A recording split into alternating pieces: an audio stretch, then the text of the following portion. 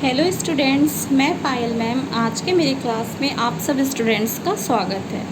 आज मैं ये वीडियो बहुत दिनों के बाद बना रही हूँ क्योंकि मुझे टाइम नहीं मिल पा रहा था, खुद की भी प्रिपरेशन कर रही थी। तो ठीक है, तो आज का जो मेरा टॉपिक रहेगा वो मैट्रिक्स का है। ये पूरा यूज़ होगा आपके बीटेक स्टूडेंट्स के लिए और बीएससी स्टूडेंट्स के लिए, सभी के लिए है। ठीक है, तो सबसे पहले तो हमको ये जानना पड़ेगा कि आखिर ये मैट्रिक्स होता क्या है। तो सबसे फर्स्ट हम उसका क्या बताएंगे, डेफिनेशन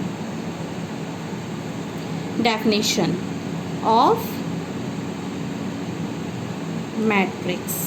ठीक है, डेफिनेशन ऑफ मैट्रिक्स क्या होता है।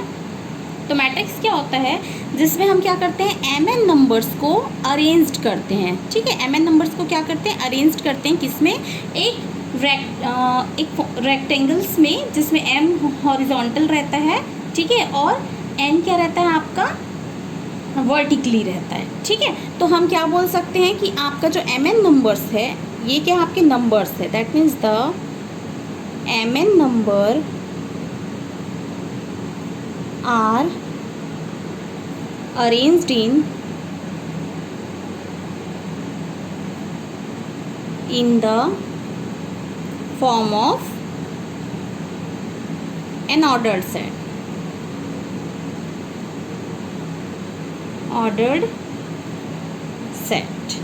ठीक है, अब उस ऑर्डर्ड सेट में m कैसा रहेगा, तो m कैसा रहेगा बताई हूँ मैंने, हॉरिजॉन्टल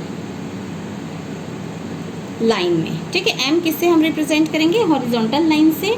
और इसी को हम क्या बोलेंगे, इट इज़ नोन एज, जो आपका हॉरिजॉन्टल रहेगा उसको हम क्या बोलेंगे, रो बोलेंगे। ठीक है, रो। ठीक, each horizontal line consists an order of set of n numbers। और क्या रहेंगे आपके, n हॉरिजॉन्टल रहेंगे और m क्या रहेंगे आपके, वर्टिकल्स रहेंगे। Line it is known as row and n क्या रहेंगे, वर्टिकल लाइंस रहेंगे, जिसको हम क्या बोलेंगे, it is known as column. ठीक है, अब जो ये दोनों का पेयर्स रहते हैं, जब दोनों को हम एक साथ करके लिखते हैं, उसी को हम क्या बोलते हैं, मैट्रिक्स बोलते हैं। दूसरे वर्ड में हम बोल सकते हैं कि an m n numbers arranged in a rectangular form. ठीक है, रेक्टेंगुलर फॉर्म, स्क्वायर फॉर्म। ठीक है, जिसमें एम क्या रहेंगे, नंबर ऑफ रोज रहेंगे, और एन क्या रहेंगे आपके, नंबर ऑफ कॉलम्स रहेंगे। ठीक,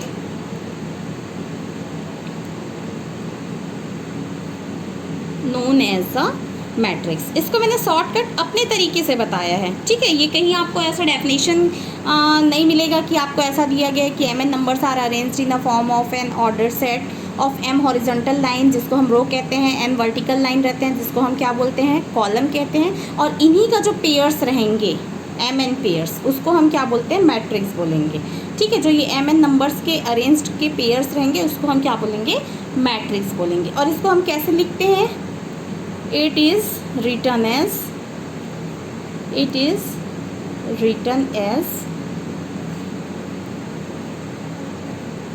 A11 A12 से लेके A1n तक। ठीक, ए ये कौन सा है आपका, दूसरा रो है, फर्स्ट कॉलम है।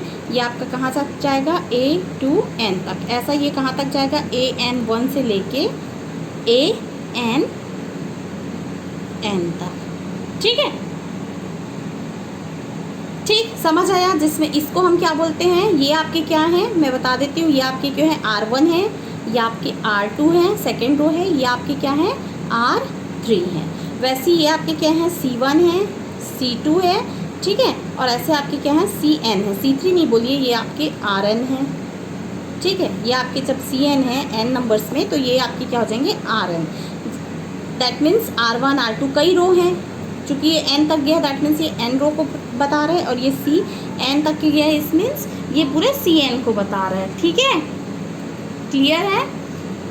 ठीक है, अब हम इसको, इसमें हम क्या करते हैं, एक चीज़ इसमें और जानना है, क्या कि बच्चे को ये नहीं समझ आ पाता है कि मैडम इसमें कितने रोज है और कितने कॉलम है। Order of matrix. ठीक है, यहाँ पर ऑर्डर ऑफ मैट्रिक्स कभी कभी ये पूछा जाता है तो बच्चे को पता ही नहीं रहता। जैसे हम एक एग्जांपल ले लेते हैं, इसको आप मैट्रिक्स में भी ले सकते हो। ठीक, एग्जांपल हमने ले लिया है, क्या ले लिया है, 2 3 1 6, अपने मन से कुछ भी ले सकते हैं, कोई जरूरी नहीं है। 0 -1 5 9 8 -5 6 -2, कोई जरूरी नहीं कि आपके पॉजिटिव रहेंगे, निगेटिव सभी रह सकते हैं। ठीक है, अब इसमें यहाँ पे ऑर्डर, तो ऑर्डर क्या रहता है, m क्रॉस n। m क्या बताता है, रो को बताता है, और n क्या बताते हैं, आपके कॉलम को बताते हैं। ठीक, कॉलम को बताएंगे। अब देखो m रो है, तो रो कितना है, देखिए इसके पहले ही मैंने बताया था रो कितने हैं, कैसे जानते हैं, जो हॉरिजॉन्टल रहता है। कितने हॉरिजॉन्टल दिख रहे हैं, 1 2 3, दैट मीन्स 1 2 3।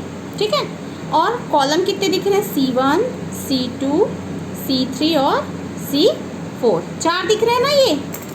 दैट मीन्स इसके ऑर्डर कितने होंगे, m क्रॉस n की वैल्यू क्या आएगी, ऑर्डर इसकी, तो ऑर्डर इसकी आएगी 3 क्रॉस 4। ठीक है, ये मल्टी चॉइस में भी पूछा जाता है कि इसके ऑर्डर कितने होंगे। ठीक है, इसको ऐसे एरो से बता देते हैं कि C1 C2 C3 C4। Clear है यहाँ तक के। अब देखिए, अब कुछ स्टूडेंट्स ये सोचेंगे कि आपका जो डिटर्मिनेंट होता है और मैट्रिक्स होता है, उन दोनों में क्या डिफरेंस होता है। तो इसको मैं सिर्फ ओनली बता रही हूँ कि दोनों में बहुत डिफरेंस है। पहला तो क्या है, डिटर्मिनेंट को हम किससे रिप्रेजेंट करते हैं, एक लाइन से, दैट, और इसको हम किससे करते हैं, ब्रैकेट से। ठीक है, ये हमेशा यहाँ पे आप जब डेफिनेशन लिखोगे तब भी आप बता सकते हो कि हम जो मैट्रिक्स है उसको हम किससे रिप्रेजेंट करते हैं, स्क्वायर ब्रैकेट से। ठीक है, और डिटर्मिनेंट को हम ओनली लाइन से। ये आपका क्या है, मैट्रिक्स है, मैट्रिक्स, और ये आपका क्या है, डिटर्मिनेंट। ठीक है, दूसरा क्या रहता है कि हम मैट्रिक्स के क्या निकालते हैं, रैंक निकालते हैं। ठीक है, इसका हम क्या फाइंड करते हैं, रैंक फाइंड करते हैं। लेकिन कभी भी डिटर्मिनेंट्स का हम रैंक नहीं फाइंड करते, हम क्या फाइंड करते हैं, इसकी वैल्यू फाइंड करते हैं। ठीक है, ये हमेशा आप याद रखेंगे कि डिटर्मिनेंट का हम वैल्यू निकालते हैं, जबकि मैट्रिक्स का हम वैल्यू नहीं निकाल सकते, उसका हम क्या निकालते हैं, रैंक निकालते हैं। क्लियर है। अब देखिए कि आपका और क्या होता है, नेक्स्ट हम इसके किस में आ जाते हैं, टाइप्स में आ जाते हैं, टाइप्स ऑफ मैट्रिक्स। तो टाइप्स तो बहुत है, हम थोड़े बहुत टाइप्स को देख लेंगे। ठीक है, क्या है आपका, टाइप्स ऑफ मैट्रिसेस, मैट्रिक्स या मैट्राइसेस। ठीक है, टाइप्स ऑफ मैट्रिसेस। तो फर्स्ट हम क्या देख लेते हैं, बहुत इजी है, आपको याद करने की भी ज़रूरत नहीं पड़ेगी, खुद आप देखेंगे तो आपको याद हो जाएगा। फर्स्ट होता है आपका रो मैट्रिक्स। नाम से ही क्लियर है कि रो मैट्रिक्स क्या होगा।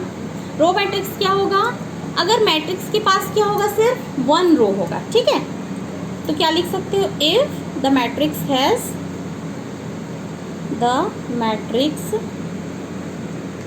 Has only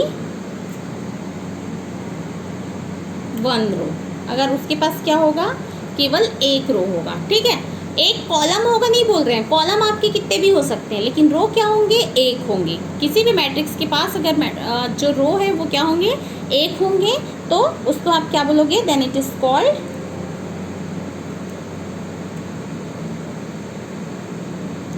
called row matrix. ठीक है, रो मैट्रिक्स। अब इसके हम देखिए, जैसे एग्जांपल ले सकते हैं, एग्जांपल से आपका क्लियर हो जाएगा। आपका कोई मैट्रिक्स है जिसको हम ऑलवेज कैपिटल लेटर से डिनोट करते हैं। ठीक है, यहाँ पे आपको एक चीज़ और याद रखना है कि मैट्रिक्स को ऑलवेज हम किससे डिनोट करते हैं, कैपिटल लेटर से, और किसके अंदर रिप्रेजेंट करते हैं, स्क्वायर ब्रैकेट के अंदर। डिनोट और रिप्रेजेंट दोनों में डिफरेंस है ना। अब देखिए, चूंकि ये क्या है, आपका मैट्रिक्स है, अब इसको हम क्या कर रहे हैं, लिख रहे हैं, तो हमने क्या बोला है, सिर्फ 1 रो होगा, दैट मीन्स 1 रो। अब इसमें हम क्या कर सकते हैं, तो इसमें देख सकते हैं m क्रॉस n, तो m क्रॉस n की वैल्यू यहाँ पे क्या है, m की क्या है, कितना है देखिए, m तो 1 है ना, एक ही रो है, m की जगह क्या है 1 है, और n की जगह कितना है 1 2 3 4 5 है। ठीक है, तो आपका ये डिपेंड नहीं करता कि कितना आपके पास कॉलम है, लेकिन आपके पास रो क्या होनी चाहिए, ओनली 1 होनी चाहिए। ठीक है, ठीक है, समझ आ गया। अब नेक्स्ट हम चलते हैं इसी के दूसरे कॉलम मैट्रिक्स पे। दूसरा है आपका column matrix. Column matrix, column matrix क्या होता है, सेम ऐसी है, आपको इसमें भी कोई भी याद करने वाली ज़रूरत नहीं है, सेम ऐसे लिखना है कि इफ़ द मैट्रिक्स हैज़, अब इसमें क्या रहेगा, ओनली क्या रहेगा 1 कॉलम रहेंगे। ठीक है, इसमें आपके क्या रहेंगे, ओनली 1 कॉलम रहेंगे। ठीक है, देन तब उसको हम क्या बोलेंगे, देन इट इज हाँ called column matrix, column matrix.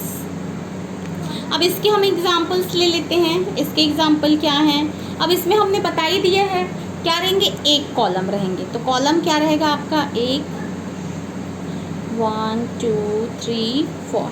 ठीक, तो कॉलम देख लीजिए सिर्फ C1 बस है, और इसमें रो कितने हैं 1 2 3 और 4, तो आपको सीधा बताने की ज़रूरत नहीं है, 4 क्रॉस 1 हो जाएगा, क्योंकि ये m आपके 4 हैं, दिखाई दे रहे होंगे कैसे, ये आपका R1 है, ये R2 है, ये R3 है, और ये R4 है।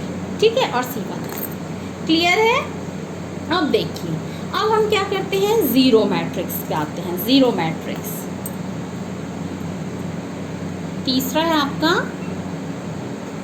ज़ीरो मैट्रिक्स, या इसी को आप बोल सकते हो नल, दोनों एक ही है, या इम्पटी, सभी बोल सकते हो। ठीक है, या फिर आप क्या बोल सकते हो, empty matrix.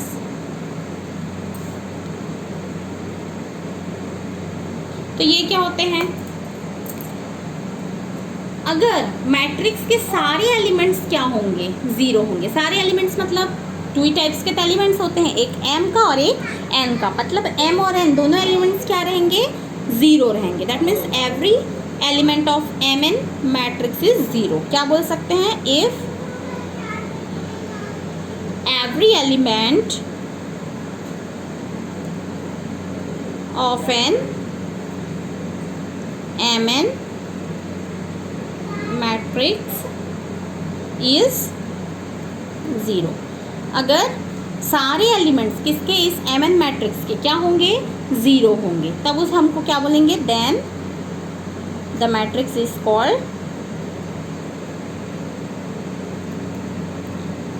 Called zero matrix.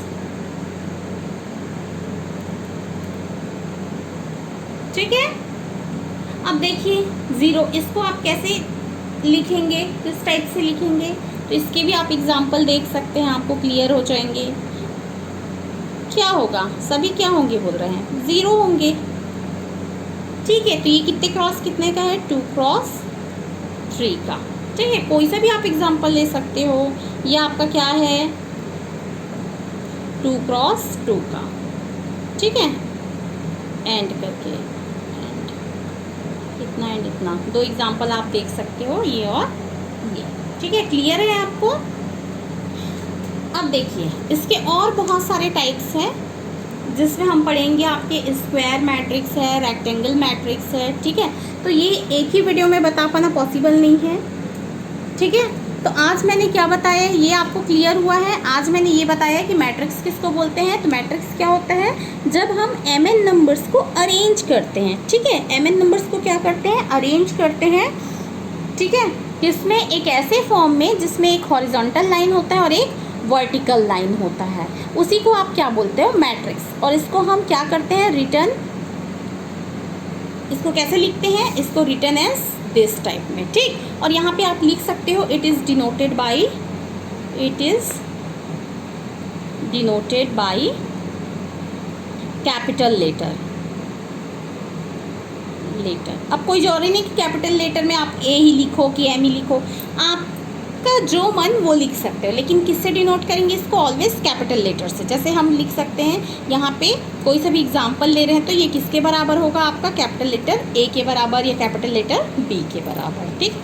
अब ऑर्डर ऑफ मैट्रिक्स किसको बोलते हैं? यहाँ पर जो m क्रॉस n होता है यही उसका क्या कहलाता है? ऑर्डर्ड कहलाता है, ठीक है। फिर हमने इसके टाइप्स देखे हैं, जिसमें रो मैट्रिक्स जिसमें एक रो होगा, कॉलम मैट्रिक्स जिसमें एक कॉलम होगा, और ज़ीरो मैट्रिक्स जिसमें एक भी एलिमेंट्स नहीं होंगे, ठीक है स्टूडेंट्स। आज के लिए बस इतना ही। Thank you.